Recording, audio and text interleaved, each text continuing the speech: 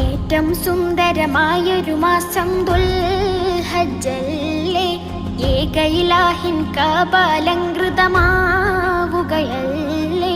ലക്ഷമിലധികം ഹാജികളെത്തുന്ന നാളിതുമല്ലേ, ലബ്ബൈക്കിന്റെ മനോഹര മന്ത്രം പൊങ്ങുകയല്ലേ.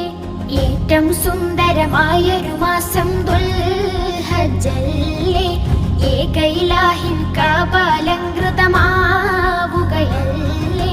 ലക്ഷമിലധികം ഹാജികളെത്തുന്ന നാളിതുമല്ലേ, ലബ്ബൈക്കിന്റെ മനോഹര മന്ത്രം